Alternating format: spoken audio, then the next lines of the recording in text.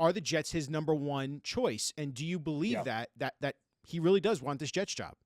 Yeah, it's tough, Ryan. Like someone told me that he had told them that he wants the Jets job. But look, there's a lot of conversations going on in Aaron Glenn's world, and he may have told somebody else something different. There's a lot of stuff right now, Ryan, that isn't 100%. You can't say anything with 100% certainty right now with coaching searches, and anyone who is out there saying anything with 100% certainty is kind of misrepresenting things. Like it's very fluid right now.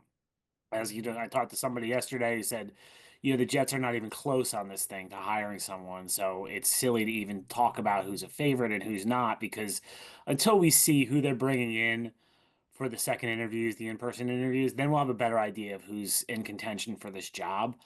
I do think Aaron Glenn will be one of those people that they bring in, and depending on when the Lions season ends, we'll see. Like if they win on when are they playing? Saturday night. If they win on Saturday night, then the Yeah. Jets would have to wait to talk to him until after the championship games, till the dead week after the championship games. If they lose, the Jets can talk to him Monday.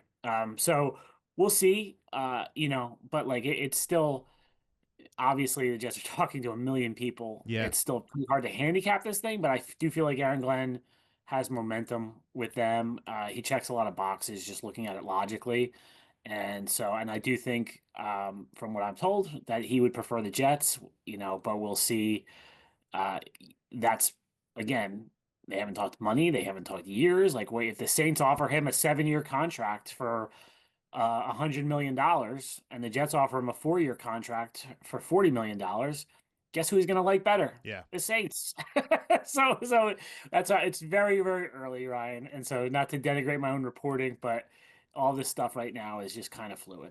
It's fluid. It's fluid. It's a good way of putting it. Just like it's fluid for the start of the show, because now we got Frankie Vittarini here joining us in the discussion. Frankie, how you doing, bud? Are you enjoying the offseason for the Jets so far?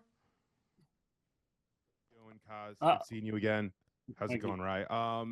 I would say I'm not really enjoying it as much as usual. I don't really think the Jets are winning the offseason thus far.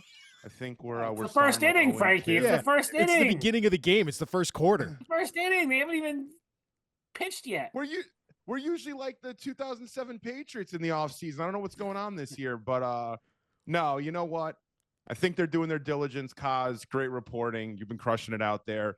I am a little concerned. I'm sure we're going to get into it, but yeah, thanks for having me on. Sorry for the technical difficulties with the new setup. Rye, you look fantastic, by Oh, the thank way. you. Kaz is Where making you're fun at. of me. I He really says like it's that. too warm behind me right now. New York City doesn't look like this currently My right now. outside my window, it's freezing, Yeah. Frankie. So Yeah, same here. Yeah, my landlord decided not to put the heat on again last night or plug it in the middle of the night. My So God. that's been happening to me quite often.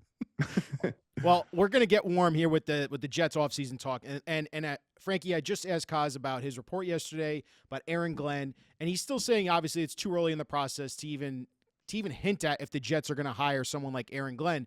I asked Kaz this, and I think this could be another question: is Aaron Glenn the number one candidate, though, this offseason? Ben Johnson's name was thrown out there. I think Vrabel was a target. I had talked to you, Kaz, and said I wanted the Jets to go after Vrabel. He's the one guy you could actually hire before the GM itself. He takes the Patriots job, just like you had said, Kaz. Is Aaron Glenn the number one target, though, you think, for this search firm with Woody and the 33rd team?